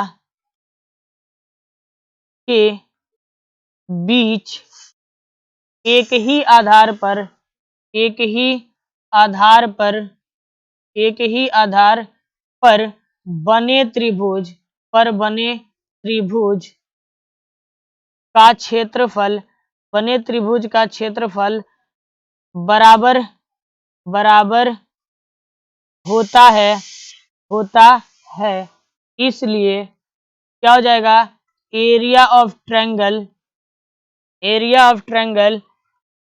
ए ई डी बटा area of triangle C E D बराबर area of triangle B A B D या ए डी ई बटा एरिया ऑफ ट्रायंगल क्या हो जाएगा, बी डी ई। क्यों? क्योंकि जैसे ही अगर हम यहाँ पिछले स्लाइड पे देखें तो इस दोनों ट्रायंगल का जो है यानी बी डी ई और ई सी डी का एरिया बराबर, तो इनके अनुपात का भी एरिया जो है ना बराबर हो जाता है। तो इस तरह से हमने ये बात लिख दिया। ठीक है, अब देखिएगा जैसे ही ये बराबर हो गए हैं तो जब ये दोनों बराबर, तो इसके जो बाया मतलब कि दाया पक्ष है वो भी आपस में बराबर हो जाएगा। इसलिए हम इसको लिख सकते हैं कि ए डी यहाँ पे क्या होगा, ए ई बट्टे का ई सी बराबर हो जाएगा, इधर वाले एरिया के साथ में क्या मिला था, ए डी बट्टे का डी बी। पिछले स्लाइड पे देख सकते हो यहाँ पे क्या मिला था, ए डी बट्टे का डी बी। ठीक है, तो इस तरह से जो है ना ये आपको प्रूफ्ड हुआ और यही बात आपको प्रूफ करनी थी। ठीक है, तो उम्मीद करते हैं कि ये भी बहुत आसानी से समझ में आएगा। थोड़ा सा हम समय इसलिए लिए ताकि फिर से जो है आपको हम थेल्सपरमिया समझा सके। ठीक है, तो बढ़ते हैं आगे और देखते हैं क्वेश्चन नंबर 4, मतलब कि आपका क्वेश्चन नंबर 33 आपसे 34 आपसे क्या बोला हुआ है। ठीक है, तो आइए क्वेश्चन नंबर 34 को देखिएगा। थोड़ा सा मैं इसको क्या कर देता हूँ, बड़ा कर देता हूँ। ठीक है, तो आप देखोगे यहाँ पे 34 नंबर क्वेश्चन आपसे क्या बोला है प्यारे बच्चों। आप देखोगे इस वर्ग का नाम देते हैं ए बी सी और डी। ठीक है, तो इसका हम बिंदु भी दे देते हैं। ए का नाम देते हैं -1, -2 और बी का नाम देते हैं क्या, 1, 0 है ना, और सी का नाम देते हैं क्या, -1, 2। ठीक है, और डी का नाम देते हैं क्या, -3, 0। ठीक है, -3, 0। ठीक है, तो ये हमने नाम दे दिया। ठीक है, ठीक है, -3, 0। ठीक है, तो अब आपको क्या करना है, वर्ग के लिए क्या होता है एक बात समझिए। वर्ग की प्रॉपर्टी क्या होती है, तो वर्ग का जो प्रत्येक भुजा होता है वह क्या होता है, आपस में बराबर होता है। यानी ए बी बराबर बी सी बराबर सी ए बराबर डी ए, ऐसे होता है। ठीक है, तो अगर हम यह बात साबित कर दें कि इन सब के बीच की दूरियां जो है वह हमेशा समान है, तो यह जो है पता लग जाएगा कि यह जो है ना क्या है, एक वर्ग के बिंदु है। ये सभी बिंदु जो है क्या है, एक वर्ग के शीर्ष है। ठीक है, तो आइए इसलिए इसलिए हम इसके हल में चलेंगे और लिखेंगे क्या कि बिन इसलिए हमें क्या करना है कि वर्ग के शीर्ष दिखाने के लिए सबसे पहले निकालना है दूरी सूत्र से दूरी सूत्र से। ठीक है, ए बी का वैल्यू क्या निकालना है, ए बी का वैल्यू। तो ए बी का वैल्यू निकालते समय आपको फॉर्मूला क्या बताया गया है, x1 माइनस x2 का होल स्क्वायर और प्लस y1 माइनस y2 का होल स्क्वायर। ठीक है, y2 का होल स्क्वायर क्या हो जाता है, y1 माइनस y2 का होल स्क्वायर, अगर इसका वैल्यू आपको निकालना होता है। ठीक है, तो चलिए निकालते हैं। तो अगर देखा जाए तो ये क्या हो जाएगा, ये हो जाएगा x1 और ये हो जाएगा आपको y1, क्या हो जाएगा y1, और ये हो जाएगा x2 और ये हो जाएगा y2। ठीक है, तो देखिएगा ध्यान से, तो क्या हो जाता है ए बी बराबर अंडर रूट क्या हो जाएगा, तो ये हो जाएगा हमारा -1 और -2 का स्क्वायर। ठीक है, -2 का होल स्क्वायर और प्लस y1 क्या हो जाएगा आपको, सॉरी। तो देखिएगा यहाँ पे बराबर में हम लिखते हैं अंडर रूट क्या हो जाएगा x1 माइनस x2। तो x1 है हमारे पास -1 और x2 है 1, तो माइनस का 1 और ये हो जाता है हमारा इसका स्क्वायर और प्लस y2 है y1 है हमारे पास कितना माइनस का 2 और माइनस का 0, ठीक है, और इसका स्क्वायर, ठीक है। तो क्या बच जाएगा अंडर रूट -2 का स्क्वायर और प्लस -2 का स्क्वायर, ठीक है। तो ये हो जाता है -2 का स्क्वायर क्या 4 और इसका हो जाता है 4, तो ये क्या हो गया हमारे पास अंडर रूट 8 मात्रक, ठीक है। मात्रक मीटर वीटर नहीं दिया है तो मात्रक लिख देंगे, ठीक है। तो पुनः अब देखेंगे क्या, अब लिखेंगे क्या, अब निकालेंगे हम क्या BC का वैल्यू, क्या करेंगे निकालेंगे किसका BC का वैल्यू, ठीक है। तो BC का वैल्यू निकालेंगे तो देखिएगा क्या हो जाएगा, तो BC का वैल्यू जैसे हम निकालेंगे ये हो जाएगा हमारा x1 और y1, ठीक है, और ये हो जाएगा हमारा x2 y2 हो जाएगा। तो निकालते हैं, इसलिए BC बराबर फिर वही formula under root x1 minus x2 का होल स्क्वायर और प्लस y1 माइनस y2 का होल स्क्वायर, ठीक है। ये वाला फॉर्मूला लगेगा और निकालेंगे तो ये हो जाता है हमारे पास क्या अंडर रूट x1 क्या हो जाएगा 1 और माइनस x2 क्या हो जाएगा माइनस का 1, है ना, और इसका जो है ना हो जाएगा क्या होल स्क्वायर, इसका हो जाएगा क्या होल स्क्वायर और प्लस y1 क्या है y1 है 0 और माइनस y2 हो जाएगा क्या 2, तो ये इसका होल स्क्वायर, ठीक है। तो ये हो जाता है हमारा अंडर रूट -1 और माइनस इंटू माइनस प्लस 2 का हो जाता है स्क्वायर और प्लस 0 -2 तो -2 का स्क्वायर, ठीक है। तो ये हो जाता है अंडर रूट 4 और प्लस 4 बच जाता है क्या बराबर के 8, ठीक है। अब देखिएगा यहाँ पे हम निकाल लेते हैं क्या CD और DA का वैल्यू, क्या निकाल लेते हैं CD और DA का वैल्यू। तो अब हम निकालेंगे क्या CD का वैल्यू, तो CD बराबर फिर वही फॉर्मूला लगेगा x1 माइनस x2 का होल स्क्वायर और प्लस y1 माइनस y2 का होल स्क्वायर, यही वाला फॉर्मूला लगेगा y2 का होल स्क्वायर, यही वाला फॉर्मूला लगेगा, ठीक है। तो अब यहाँ पे देखिएगा गौर से, यहाँ पे अगर आप गौर से देखते हैं तो क्या मिलेगा आपको, एक चीज देखिएगा ध्यान से, यहाँ पे हो जाता है आपको क्या, अब आपको हो जाएगा क्या यहाँ पे हो जाएगा आपको x1 y1, यहाँ पे क्या हो जाएगा x1 y1, आइए देखते हैं इसको, ये हो जाता है हमारा x1 और ये हो जाता है हमारा y1, क्या हो जाता है ये हमारा हो जाता है y1 और ये हो जाता है x2 और ये हो जाता है y2, ठीक है। चलोगे तो अब लिखोगे इसका वैल्यू क्या हो जाएगा, इसका वैल्यू क्या हो जाएगा देखोगे, इसका वैल्यू क्या हो जाएगा, तो अंडर रूट क्या बच जाएगा x1 क्या हो जाएगा माइनस का 1 और माइनस का 3 का होल स्क्वायर, ठीक है, माइनस के 3 का होल स्क्वायर प्लस y1 क्या है प्यारे बच्चों, तो यहाँ पे हो जाएगा आपका y1 हो जाएगा 2, क्या हो जाएगा y1 2 हो जाएगा और माइनस 0 हो जाएगा, ठीक है। तो ये हो गया हमारा ये, ठीक है जी। चलो तो ये हो गया हमारे क्या अंडर रूट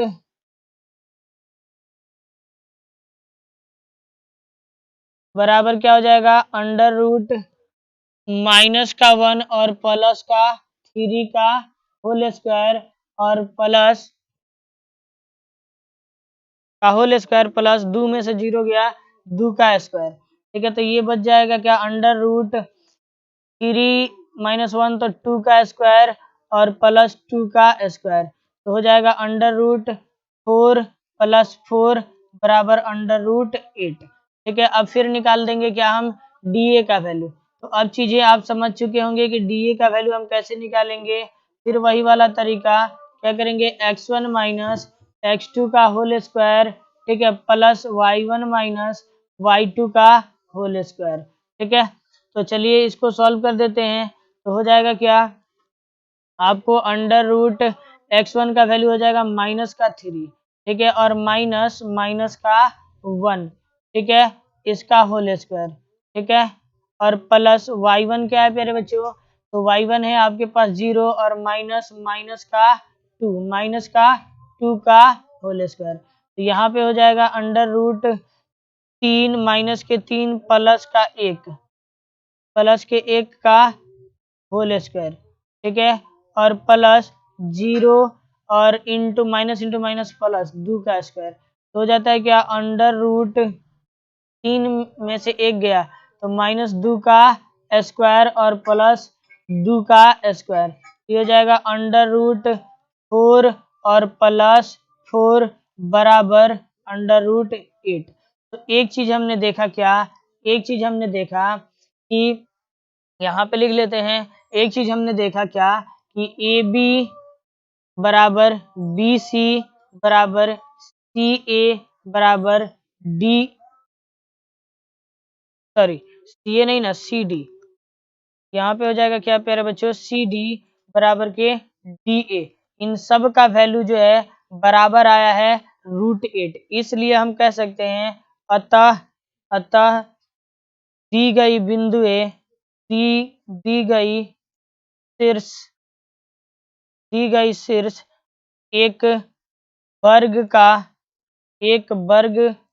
का शीर्ष होगी, एक वर्ग का शीर्ष होंगी, ठीक है, एक दी गई वर्ग का शीर्ष होंगी। और यही बात हमें दिखाना था। It is your answer. तो आपको जब भी वर्ग के बारे में ऐसा सवाल पूछा जाए तो आपको जो है ना ऐसे इसको सॉल्व करना पड़ेगा। तो आप देख सकते हो और चीजों को नोट कर सकते हो, स्क्रीनशॉट ले सकते हो या जो भी करो, ठीक है। तो आप इसको नोट ही कर लो, सबसे अच्छी बात है, ठीक है। तो बढ़ते हैं आगे और देखते हैं क्वेश्चन नंबर 35 हमसे क्या बोला है बच्चों। तो क्वेश्चन नंबर 35 देख लोगे, क्या बोला है कि बोला है कि यदि एक क्रिकेट टीम के कोच ने क्या किया है भाई, तो इस क्रिकेट टीम के कोच ने कुछ ऐसा काम किया है कि कुछ बल्ले खरीद लिए हैं और कुछ गेंद खरीद लिए हैं। बाद में फिर उसने कुछ बल्ले खरीदे, फिर कुछ गेंद खरीदे, कुछ रुपयों में खरीदे हैं। इस बात को हमें यहाँ पे दिखा देना है। इसके प्रत्येक बल्ले और प्रत्येक गेंद का मूल्य क्या होगा, ये बात हमसे पूछा है, ठीक है। ये 3.1 का ही क्वेश्चन है, आप देख लेना, पहला ही तीसरा या 3.1 का तीसरा नंबर क्वेश्चन है ये, ठीक है। इस तरह का है, ये नहीं है, इस तरह का है, ठीक है। तो आइए देख लेते हैं इसको भी, ठीक है। तो आप देख सकते हो कि इसलिए आपको क्या करना होगा प्यारे बच्चों, सबसे पहले तो आपको क्रिकेट टीम के कोच ने 7 बल्ले और 3 गेंद खरीदे इतने रुपए में। तो पहले तो आपको करना होगा क्या, निकालना है बल्ला का और प्रत्येक गेंद का दाम। तो आपको मानना होगा, ठीक है। तो मान लेना और माना कि एक बल्ले का मूल्य, एक बल्ले का मूल्य बराबर कितना हो जाएगा बाबू, x रुपये मान लिया, ठीक है। और एक गेंद का मूल्य, एक गेंद का मूल्य बराबर क्या हो जाएगा, y रुपया, ठीक है, y रुपया, ठीक है। तो आइए अब हम चलते हैं प्रश्न से, ठीक है। प्रश्न से इस तरह का प्रश्न आपको कराया गया है। तो कितने बल्ले खरीदे हैं, 7 बल्ले, तो एक बल्ले का दाम x रुपये, तो 7 बल्ले का दाम 7x रुपये, और प्लस का 6 गेंद का दाम, 6 गेंद का दाम, एक गेंद का y रुपये, तो 6 गेंद का 6y रुपये, तो 6y, और कितने रुपए टोटल दिए हैं, 3800 रुपये दिए हैं। तो ये कर लेना आप इक्वेशन फर्स्ट, ठीक है। अब पुनः देखना, पुनः आप देख सकते हो कि उसी कोच ने 3 बल्ले और 5 गेंद 1750 में खरीदे, ठीक है। तो फिर आपको 3x और क्या हो जाएगा, प्लस का 5 गेंद है तो 5y और बराबर के कितने रुपए हैं, तो 1750 रुपए हैं। समीकरण 2 कर ले, ठीक है। तो आप एक काम करना कि इसको सॉल्व करने के लिए कौन सा विधि लगाओगे, तो आप इसको सॉल्व करने के लिए एक काम करो कि जो है ना आप लगा दो इसमें कौन सा, विलोपन वाला विधि, ठीक है। तो आप यहाँ पे देख लोगे, हम यहाँ पे लिखते हैं, क्या लिखते हैं, विलोपन विधि से हल में समीकरण 1 गुणे 5, ठीक है, और -2 गुणे क्या कर लेते हैं, 6, ठीक है, 2 गुणे 6 कर लेते हैं, ठीक है। तो आइए तो समीकरण 1 में आपको 5 से गुणा करना है, तो क्या हो जाएगा 35x और प्लस 6 पंजे का 30y, ठीक है, और बराबर का 6, तो 5/40 का पहले तो 2 जीरो का 2 जीरो, 5/40 का 0 बचेगा 4 और 5 के 15 4 19, तो 19,000, ठीक है, तो ये हो गया, ठीक है। आगे बढ़ते हैं और माइनस करना है, तो पहले बाद में माइनस करेंगे। समीकरण 2 को 6 से गुणा करके लिखते हैं, तो हो जाएगा 6 तिक्के 18x और ये हो जाएगा प्लस का 6 पंजे का 30y और बराबर का 6 1 0 तो पहले डाल दो, 6 पंजे का 30 का 0 बचेगा 3 और 7 6 के 42 और 3 45 बचेगा 4, 6 एक कम में 6 और 4 10, तो 10,500 और घटाना है तो सबका साइन क्या होगा, चेंज हो जाएगा, ठीक है। तो साइन चेंज होगा तो क्या होगा प्यारे बच्चों, यहाँ पे हो जाएगा क्या आपको 30y से 30y कैंसिल, तो बच क्या जाएगा 35x में से 18 गया तो 15 में से 8 गया, तो क्या बच जाएगा 7x बच जाएगा, और इधर से 2 में से 1 गया तो 17x बच जाएगा, और बराबर इधर में क्या बच जाएगा, तो 19,000 में से 10,000 चला गया तो बच गया क्या 9,000, 9,000 में से 5,000 चला गया तो क्या बच गया 8,500, कितने बच गए 8,500, क्या बचे 8,500, ठीक है। अब यहाँ से अगर आप x का वैल्यू निकाल लो तो क्या मिल जाएगा आपको 8500 बट्टे का कितना 17, ठीक है, तो 17 पंजे का 85 क्या हो जाएगा, 17 पंजे का 85 500 रुपये एक बल्ले का दाम, ठीक है। तो अब क्या करोगे, आपको निकालना है गेंद का दाम भी, तो क्या करोगे लिखोगे, इसलिए x का मान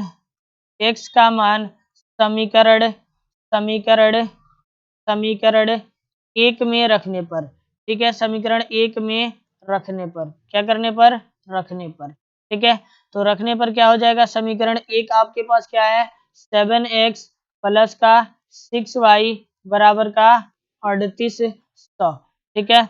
तो इसके बाद आप क्या करोगे, तो 7 इंटू एक्स 7 गुणे 500 और प्लस का 6y बराबर का 3800, ठीक है, तो 7 पंजे का 3500, ठीक है, और प्लस का 6y बराबर का 3800, ठीक है, तो 6y बराबर क्या हो जाएगा 3800 और माइनस का 3500, तो क्या हो जाएगा 6y बराबर का 300, ठीक है, 3500 में से 3800 में से 3500 चला गया 300, तो y बराबर क्या हो जाएगा 300 बटे का 6, तो क्या हो जाएगा 6 पंजे का 30 और ये हो जाएगा 0, तो अतः क्या मिल जाएगा, अतः एक बल्ले का मूल्य एक बल्ले का मूल्य एक बल्ले का मूल्य एक बल्ले का मूल्य बराबर 500 रुपये, ठीक है, और एक एक गेंद का मूल्य एक गेंद का मूल्य एक गेंद का मूल्य बराबर 50 रुपए, ठीक है। तो आप इसको रख के वैल्यू जो है ना इक्वेशन में चेक कर सकते हो, तो क्या हो जाएगा 7 पंजे का 3500 और 6 पंजे का 30, ठीक है, तो 300, तो 3500 और 300 बराबर क्या हो जाएगा 3800, इस तरह से पता लग गया क्या कि हमारा वैल्यू जो है बिल्कुल सही है। तो इस तरह से मिला क्या कि एक बल्ले का मूल्य 500 रुपये और एक गेंद का मूल्य 50 रुपये होगा। This is your answer. बहुत ही आसान क्वेश्चन था, इसको तो बहुत बार आप बनाए भी होंगे, ठीक है। चलिए बढ़ते हैं क्वेश्चन नंबर 36 की तरफ, यानी कि आज का ये क्वेश्चन नंबर क्या है, छठा है, ठीक है। तो देखिएगा, इसको थोड़ा सा जूम कर लेते हैं। ये क्वेश्चन भी जो है ना आप ये देख लेना, बहुत ही जबरदस्त क्वेश्चन आपसे पूछा हुआ है, ठीक है। तो इसको हम आपको लिए देते हैं क्या, प्रैक्टिस करने के लिए। इसको इतना प्रैक्टिस कर लो कि इस तरह का सवाल जो भी आए वह आपसे बन जाए। 3 स्टार देते हैं, ठीक है। चलिएगा, हमें क्या दिया है प्यारे बच्चों, देखोगे दिया है क्या, सेक थीटा और प्लस का tan थीटा बराबर क्या क्या दिया है m, ठीक है। तो हमसे पूछा है तो आप प्रूफ करिए। टू प्रूव क्या करना है आपको, टू प्रूव दैट क्या करना है आपको, आपको प्रूव दैट क्या करना है कि साइन थीटा बराबर होता है m स्क्वायर माइनस का 1 बट्टे का m स्क्वायर प्लस का 1, ठीक है। तो कुछ नहीं, आपको जो है ना इसको प्रूफ में चलना है और प्रूफ में क्या करना है, इसको ऐसे लिख देना है, साइन थीटा बराबर एम स्क्वायर के जगह पे आप क्या लिख सकते हो, sec theta plus tan theta का होल स्क्वायर, क्या कर सकते हो, टेन थीटा का होल स्क्वायर, और माइनस का 1 है तो माइनस का 1 बट्टे में आपको क्या करना है, तो सेक थीटा और प्लस टेन थीटा का होल स्क्वायर और प्लस का 1 आपको इसको कर देना है। ठीक है, अब आपको इसको हम बोलते हैं क्या प्यारे बच्चों, इसको हम बोलते हैं LHS। क्या बोलते हैं, इसको हम बोलते हैं LHS, और इधर वालों को बोलते हैं RHS। ठीक है, तो अब आप चलोगे किससे, RHS से। ठीक है, RHS से चलोगे और LHS को ला दिया जाएगा। ठीक है, किधर से भी चल के किधर को भी लाया जा सकता है, तो आसान है, इस सवाल को RHS से चला जाए LHS को लाया जाता है। तो RHS बराबर क्या दिया है, सेक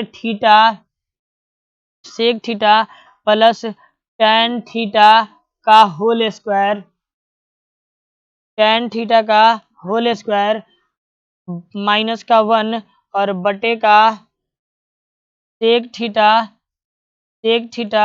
प्लस टेन थीटा का होल स्क्वायर प्लस का 1। ठीक है, तो एक काम करना, आप क्या करोगे, आप दिमाग लगाओ तो क्या कर सकते हो, तो आप इसका क्या कर सकते हो, a प्लस बी के होल स्क्वायर पे तोड़ सकते हो, तो तोड़ देना, sec square theta plus tan square theta plus का 2 सेक थीटा 2ab यानी sec theta into tan theta और माइनस का 1। ठीक है, और बटा, ठीक है, ये भी तोड़ दो आप इसी तरह से, तो ये भी हो जाएगा sec square theta plus tan square theta और plus 2 sec theta into tan theta plus का 1। एक काम करना है, इसके बाद आपको करना क्या है, इसके बाद आपको क्या करना है कि इस सेक थीटा को जो है ना, सेक थीटा माइनस का 1 लिखना है। ठीक है, देखिएगा क्या करना है, सेक स्क्वायर थीटा और माइनस का 1 और प्लस का टेन स्क्वायर थीटा और प्लस का 2 sec theta into tan theta. ठीक है, आइए -1 जो है तो हमने इधर में लिख दिया है, फिर इसके बटा करना है। ठीक है, और फिर आपको ये करना है सेक स्क्वायर थीटा और प्लस टेन स्क्वायर थीटा और इस +1 जो लास्ट में उसको यहाँ ला देना है, +1 और plus 2 sec theta into tan theta. ठीक है जी, आगे आओगे, इधर देखो। ठीक है, इसके बाद आप कहोगे कि सर इसको आपने ऐसे क्यों लिखा। ठीक है, तो आप याद करो, ये वाला फॉर्मूला होता है 1 प्लस टेन स्क्वायर थीटा बराबर होता है सेक स्क्वायर थीटा। ठीक है, तो अगर हमने यहाँ से टेन स्क्वायर थीटा का वैल्यू निकाला तो क्या हो गया, टेन स्क्वायर थीटा बराबर सेक स्क्वायर थीटा माइनस का 1। तो ठीक है, अगर हम यहाँ से सेक स्क्वायर का वैल्यू निकालें तो सेक स्क्वायर का वैल्यू क्या है, 1 प्लस टेन स्क्वायर थीटा। इसी बात को यूज करने के लिए जो है ना हमने उसको ऐसे में सजाया है। ठीक है, तो आओ इसको हम यहाँ रहने देते हैं। ठीक है, इसको हम यहाँ रहने देते हैं, फिर जो है ना इसको हम क्या करेंगे, इसको जो है हम लोग क्या करेंगे, बाद में यूज करेंगे। ठीक है, तो फिलहाल अब हम इसको इरेज कर लेते हैं। ठीक है, इसको हम क्या कर लेते हैं, इरेज कर लेते हैं, और इस महाराज को जो है ना थोड़ा सा खींच कर इधर। ठीक है, बाकी चीजें आप देखते रहो, यहाँ पे हम फॉर्मूला को लगा दे रहे हैं। ठीक है, तो आ जाओगे, अब देखना यहाँ पे, तो इस सेक स्क्वायर थीटा -1 के जगह पे आप क्या लिख सकते हो, सेक स्क्वायर थीटा -1 के जगह पे क्या लिख सकते हो, टेन स्क्वायर थीटा। तो क्या लिख सकते हो, टेन स्क्वायर थीटा और प्लस का टेन स्क्वायर थीटा और क्या हो जाएगा, प्लस का 2 sec theta into tan theta. ठीक है, बटे का हो जाता है आपको, फिर यहाँ पे देखना सेक स्क्वायर थीटा को वैसे ही रहने दो, सेक स्क्वायर थीटा और क्या हो जाता है, plus tan square theta plus 1 का वैल्यू क्या हो जाएगा, सेक स्क्वायर थीटा। तो क्या हो जाएगा, सेक स्क्वायर थीटा। ठीक है, plus 2 sec theta into tan ठीक है, तो एक चीज काम करो, ये tan square theta plus tan square theta क्या हो जाएगा, 2 tan square theta plus 2 sec theta. एक काम करते हैं और नीचे इसको लिखते हैं, क्या करते हैं और नीचे इसको लिखते हैं, ठीक है जी, आ जाओ।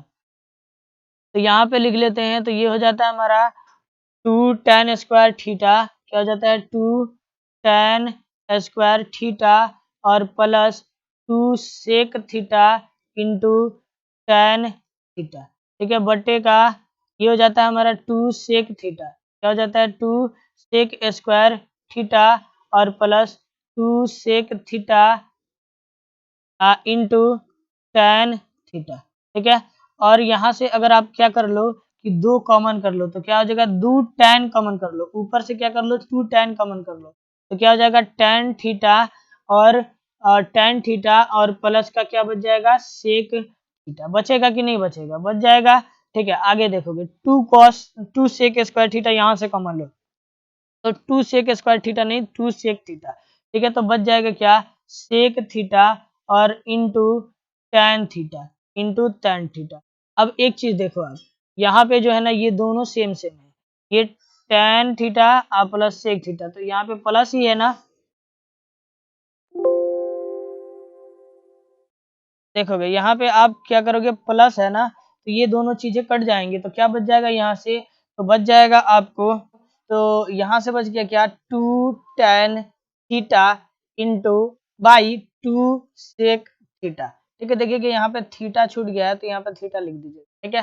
तो एक चीज यहाँ पे क्या हो जाएगा प्यारे बच्चों, 2 से 2 खत्म हो जाएगा, तो बच क्या जाएगा आपको, बच जाएगा क्या, ये बच जाएगा आपको tan थीटा बट्टे का सेक थीटा, क्या बच जाएगा tan थीटा बट्टे का सेक थीटा, ठीक है। अब एक चीज देखना है यहाँ, tan थीटा को हम लिख सकते हैं sin थीटा बट्टा के cos थीटा, क्योंकि फॉर्मूला होता है tan थीटा बराबर sin थीटा बट्टे का cos थीटा, ठीक है, तो बट्टे का।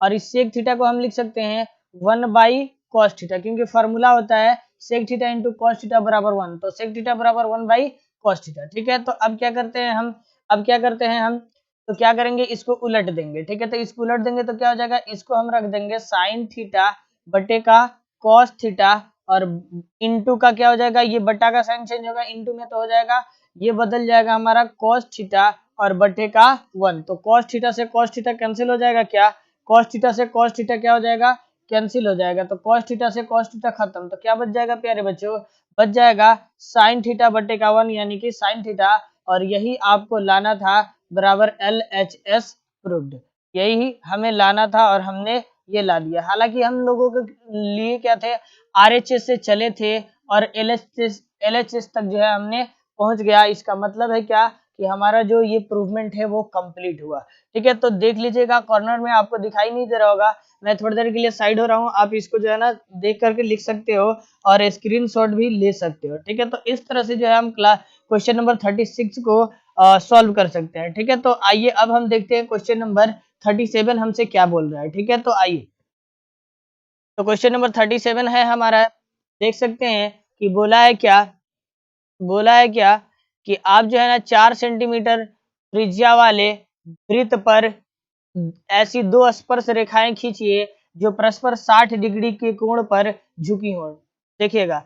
तो इसके लिए हमें क्या करना होगा, ये कंस्ट्रक्शन यानी चैप्टर कितना का है, ये चैप्टर 11 से जो है ना ये हमारा क्वेश्चन है और एक्सरसाइज है इसका 11.2 से जो है ना ये सवाल आपसे पूछा गया है, ठीक है। 4 सेंटीमीटर त्रिज्या वाले एक वृत्त पर ऐसी दो स्पर्श रेखाएं खींचिए जो परस्पर एक दूसरे पे 60 डिग्री के कोण से झुकी हुई हो।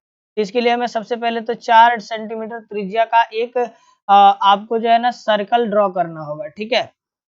तो वैसे तो मेरे पास यहाँ पे कोई ऐसा सुविधा नहीं है जिसके द्वारा जो है मैं आपको बता सकूं, ठीक है, फिर भी मैं देखता हूँ अगर कुछ होगा इसमें वैसा तो हम आपको बता सकते हैं, ठीक है।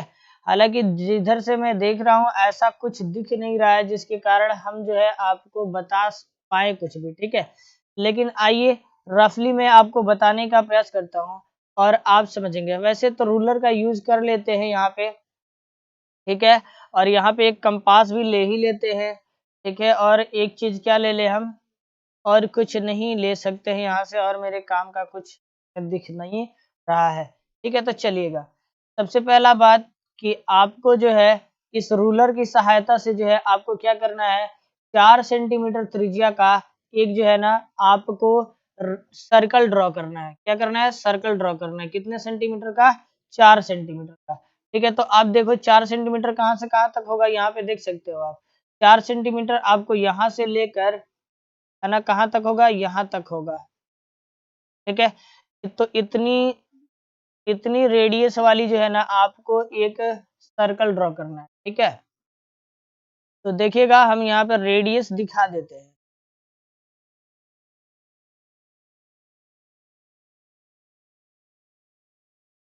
ठीक है, तो इतने रेडियस का आपको एक क्या कर लेना है, सर्कल ड्रॉ कर लेना है। ठीक है, तो चलिएगा अब सर्कल हम ड्रॉ करते हैं, देखते हैं कि ड्रॉ हो पाता है कि नहीं। ठीक है, तो आइए हम यहाँ से एक सर्कल इंसर्ट करते हैं।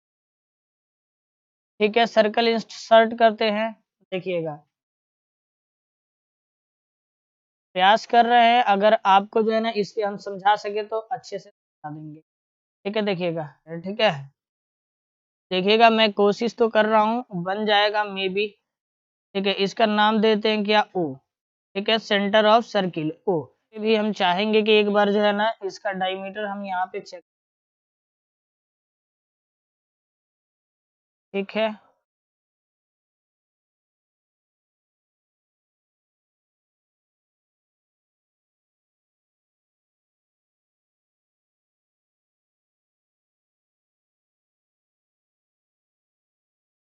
ठीक है, तो आइए इसके बाद इसका डायमीटर को हम क्या करते हैं कि यहाँ पे मैच करा देते हैं, और यहाँ पे जो है ना इसका डायमीटर थोड़ा सा ये मिस्टेक, यहाँ से शुरू करते हैं और यहाँ तक जो है।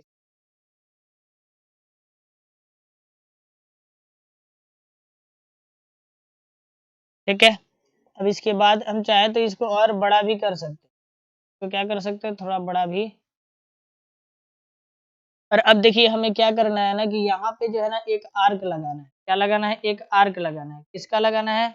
तो यहाँ पे आपको जो है ना जितना, देखो यहाँ पे एक बात बता दूं, यहाँ पे जितना डिग्री का जो है ना कोण बनाने के लिए कहेगा, उतना डिग्री का कोण आपको सेंटर पे बनाना है सब।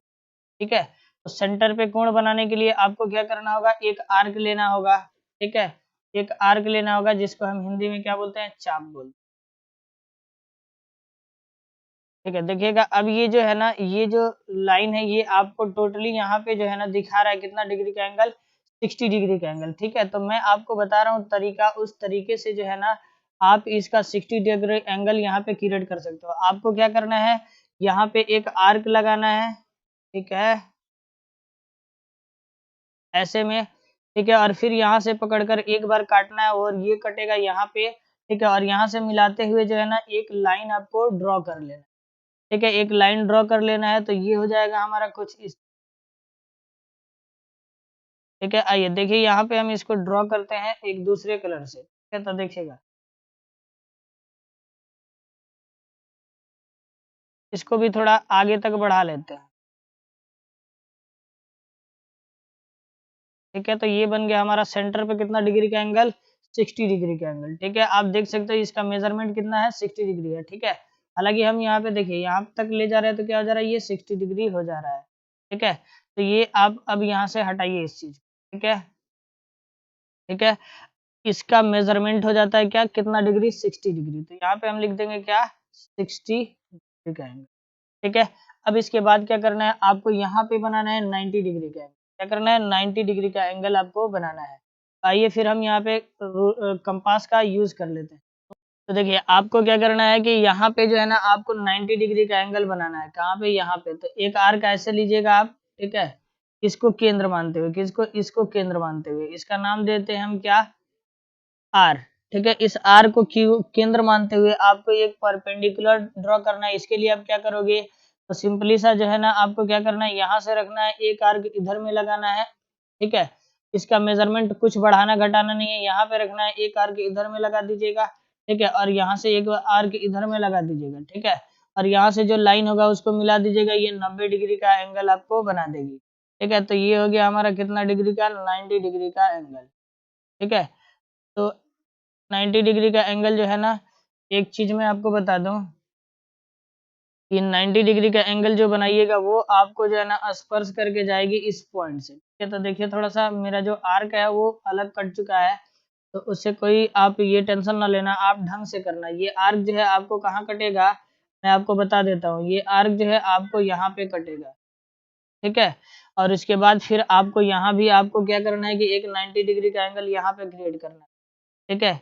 यहाँ पे भी आपको एक 90 डिग्री का एंगल क्रिएट करना है। और ये जो है आप ऐसे करोगे कि यहाँ पे आधा ले लोगे, मतलब आर्क लेना यहाँ इसको केंद्र मानते हुए, ठीक है। कंपास से जो है ना एक चाप लेना यहाँ पे केंद्र मानते हुए, और यहाँ पे क्या करना आप यहाँ से आधा रख, मतलब कि ऐसे ही जो है ना ऐसे ही आर्क को घटाना बढ़ाना मत, ऊपर रखना, एक बार इधर काटना और यहाँ से रख करके जो है एक बार इधर काटना, ठीक है। और यहाँ पे जो आर्क आएगा उससे होते हुए जो है ना आप यहाँ पे एक लाइन ड्रॉ कर देना।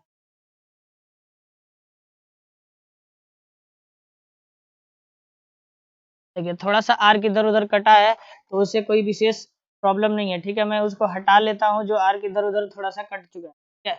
आपको क्या करना है, इस आर्क को सही कटाना है, ठीक है। इस आर्क को क्या करना है, सही कटाना है। इसको हटा देता हूँ, ठीक है। तो अब देखिए यहाँ पे जो आपकी रेखा बनी, क्या इसका नाम देते हैं हम केंद्र, इसका नाम देते हैं क्या, एक नाम देते हैं, इसका नाम देते हैं आर दिए हैं तो इसका नाम देते हैं एस, और इसका नाम देते हैं टी। तो यहाँ पे जो आपका टी एस है ना, और दूसरा लाइन टी आर, ये दोनों जो लाइन बने यही आपका स्पर्श रेखा होगी, यही आपका स्पर्श रेखा होगी। और यहाँ पे अगर आप जो है ना कंपास या ये क्या कहते हैं आप वो कंपास या रूलर का इस्तेमाल करके देखिएगा तो यहाँ पे आपको दिख जाएगा, क्या दिख जाएगा, ये 60 डिग्री का एंगल दोनों लाइंस बना रहे हैं। आइए हम आपको दिखा भी देते हैं, ठीक है। तो आइए एक यहाँ पे हम लेते हैं प्रोटेक्टर, और प्रोटेक्टर के मेजरमेंट से जो है ना हम आपको दिखाते हैं ये चीज, ठीक है। चलिएगा, तो जहाँ पे ये कटिंग पॉइंट है वहां पे हम रखते हैं, ठीक है। और देखिएगा कटिंग पॉइंट जहाँ है वहां पे हमने इसको फिक्स किया, और यहाँ पे आप देख सकते हो, ये देखो एकदम टोटली 60 डिग्री के एंगल पे बन रहा है। ये टोटली एकदम 60 डिग्री का एंगल क्रिएट कर रहा है, थोड़ा सा ये टेढ़ा हो रहा है, ठीक है। तो आप इसको सही, थोड़ा सा फिगर है तो थोड़ा सा चेंजेस हो सकता है, लाइन यहाँ पे जरा मोटा है, आप पेंसिल से बनाओगे तो देख लो। अब आप देखो यहाँ पे ये जो एंगल बना है कितना डिग्री का एंगल बना है, दोनों लाइन ये लगभग 60 डिग्री का एंगल बना है, ठीक है। तो इस तरह से जो है हम इस रूलर का इस्तेमाल करके यहाँ पे चेक कर सकते हैं, और यहाँ पे कितना डिग्री का एंगल बन गया बाबू, 60 डिग्री का एंगल बन गया। तो ये जो है हमें दिखाता है क्या कि जो दोनों लाइन्स है वो क्या है, 60 डिग्री के एंगल पे झुकी हुई हैं। और ये जो है एक क्या हो रहा है भाई, तो ये एक जो है मतलब कि एक जो है आपको क्या दिखा रहा है कि ये जो स्पर्श रेखाएं हैं वह अपने स्पर्श रेखा जो है परस्पर 60 डिग्री के कोण पे झुकी हुई है। तो इस तरह से कुछ हम बनाते हैं फिगर, ठीक है। मैं एक अलग वीडियो लाऊंगा जिसमें कंस्ट्रक्शन की टोटल क्वेश्चंस बनाऊंगा, है ना, पेंसिल्स और पेन के द्वारा, जिसको आप समझ में आएगा अच्छे ढंग से। होप कि ये भी चीज आपको समझ में आया होगा, लेकिन थोड़ा सा परेशानी हुआ होगा, ठीक है, क्योंकि जो है ना यहाँ पे हम हाथ से खींच के नहीं दिखा रहे थे कि कैसे हम इसको, लेकिन तरीके को पूरे बताए हैं। इस तरह से अगर आप बना देते हो तो यह जो है आपको 5 नंबर दे करके जाएगा, ठीक है। तो चलिए बढ़ते हैं आगे। जो बच्चे पढ़े इस चीज को उसको देखकर समझ में आ गया होगा कि हमने क्या किया है और इस फिगर में क्या दिखाने का प्रयास किया गया, ठीक है। तो चलते हैं अगले क्वेश्चन पे और देख लेते हैं 38 जो हमारा लास्ट क्वेश्चन है। तो डियर स्टूडेंट्स आइए अब हम देखते हैं क्वेश्चन नंबर 38। क्वेश्चन नंबर 38 हमसे क्या बोला है कि एक ठोस जिसमें 120 सेंटीमीटर ऊंची और 60 सेंटीमीटर यानी 60 सेंटीमीटर त्रिज्या वाले एक शंकु सम्मिलित है, जो 60 सेंटीमीटर त्रिज्या वाले एक अर्धगोले पर आरोपित है। इस ठोस को पानी से भरे हुए लंब वृत्तीय बेलन में इस प्रकार डाल दिया जाता है कि यह बेलन की तली को स्पर्श करता है, ठीक है। तो देखोगे पहले आप इस बात को समझो, और बेलन की त्रिज्या भी 60 सेंटीमीटर और बेलन की ऊंचाई जो है 180 सेंटीमीटर। देखो बताना क्या चाहता है कि ये एक ठोस है, देखो इसमें एक शंकु है, ठीक है, इसका नाम देते हैं ए ओ बी सी, ऐसा हमने नाम दे दिया, ठीक है। तो देखोगे ये एक शंकु है और ये एक गोले पर अध्यारोपित है, अर्धगोला है उस पर अध्यारोपित है, यानी इस दोनों को मिलाकर के एक ठोस बन रहा है। और इस वाले ठोस को क्या किया जा रहा है, इस तरह से इस वाले ठोस को क्या किया जा रहा है जानते हो, इस ठोस को उठा करके जो है ना, इस ठोस को उठा करके क्या किया जा रहा है कि जो है कि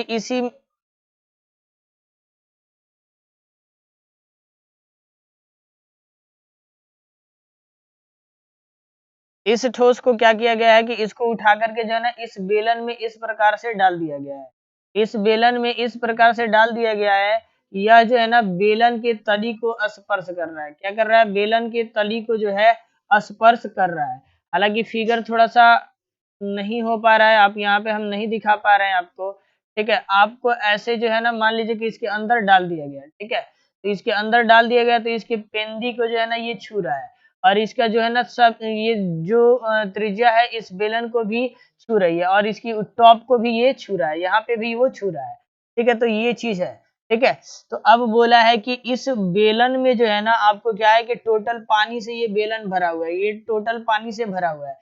तो जब हम इस ठोस को उठा करके इसमें डालेंगे तो जितना इस ठोस का आयतन होगा उतना आयतन का पानी इससे बाहर निकल जाएगा। तो पूछा है कि आपको इसमें कितना पानी बच जाएगा, ये बात बताइए, ठीक है। तो इसके लिए हमें क्या करना होगा, तो निकालना होगा, सीधे सीधे हम निकाल देते हैं यहाँ पे शेष बचे हुए पानी का आयतन, शेष बचे पानी का आयतन, शेष बचे पानी का आयतन, शेष बचे पानी का आयतन क्या हो जाएगा भाई?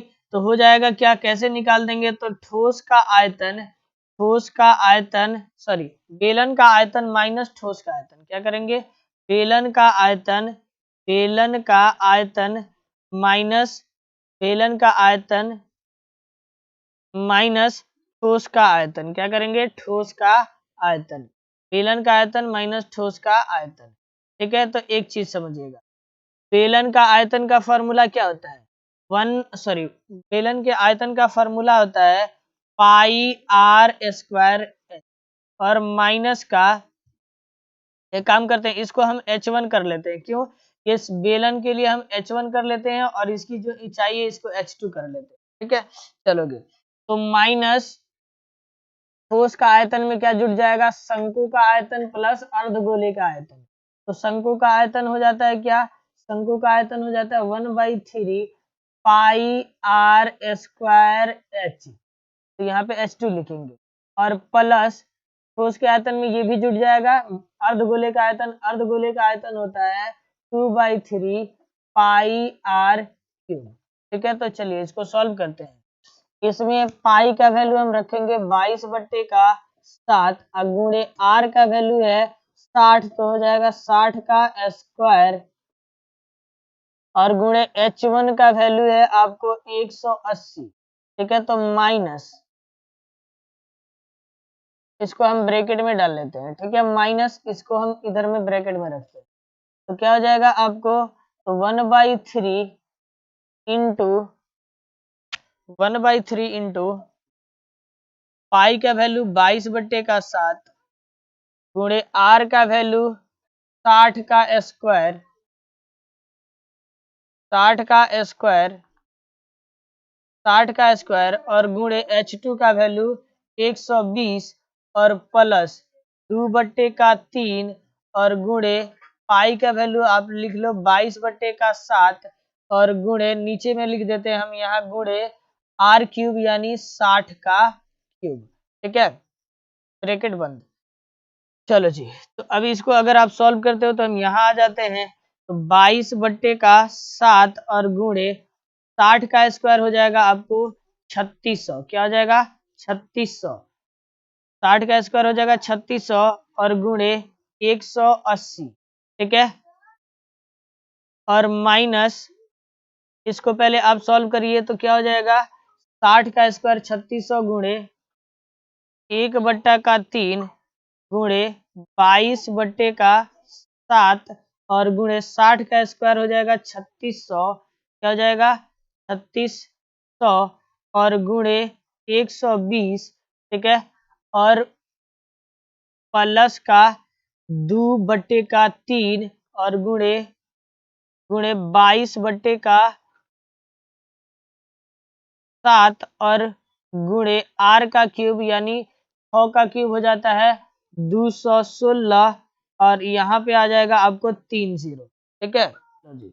अब इसको आप सॉल्व करो तो इसको ऐसे ही रहने दो अभी फिलहाल में, ठीक है। तो यहाँ पे देखना जरा, इस 3 से हम क्या कर लेते हैं, इस 3 से इस 120 को कटा सकते हैं कितने बार में, 40 बार, ठीक है। तो 3 चौके 12, 0 का 0, ठीक है।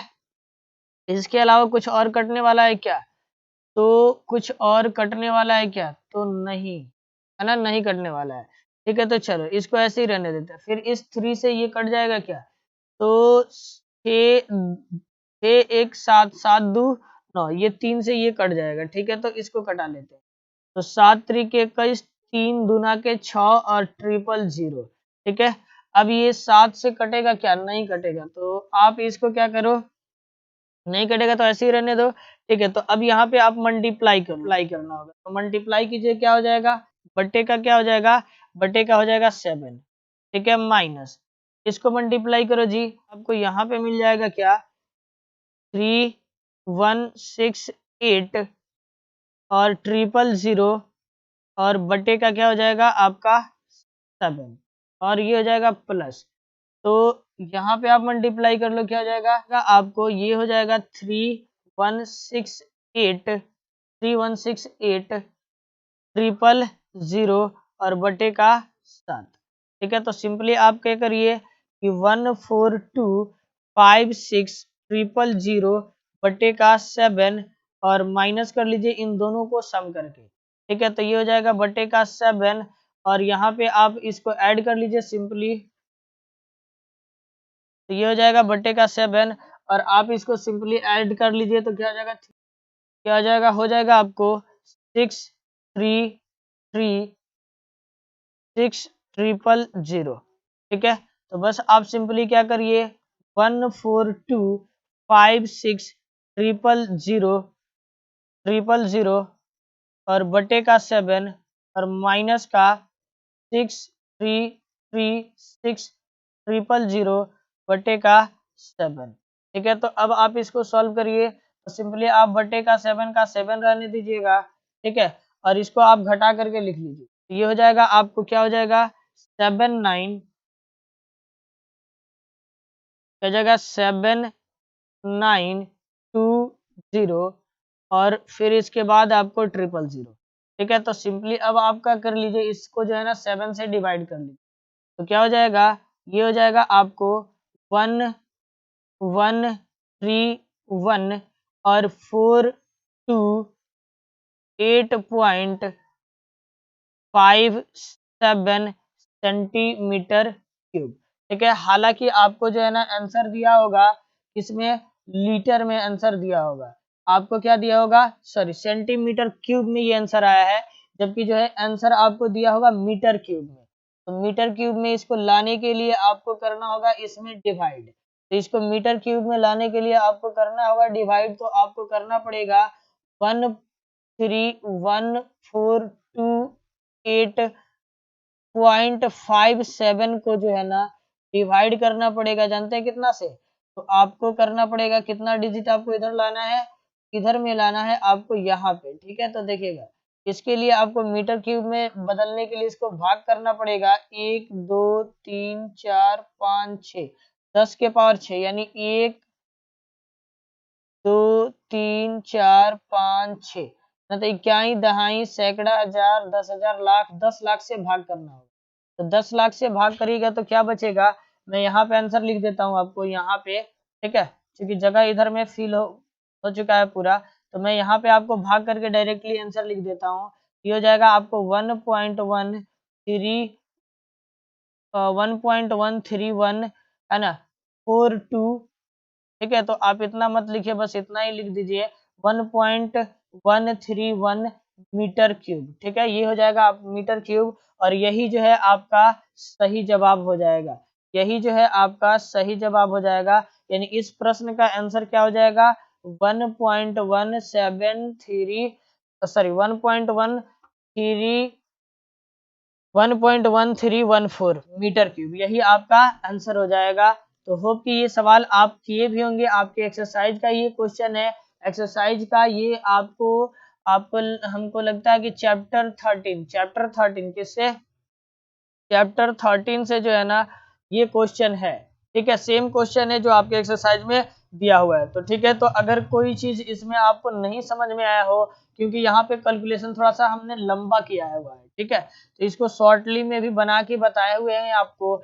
आप फिलहाल आप इससे काम चलाओ, क्योंकि यहाँ पे जो है हम क्या किए हैं कि वैल्यूज रख करके डायरेक्ट कैलकुलेशन की। यहाँ पे चाहते तो हम पाई को कॉमन ले लेते हैं और फिर जो है आप इसमें से पाई को कॉमन ले लेते हैं और आर को कॉमन ले लेते हैं, तो आसान बन जाती।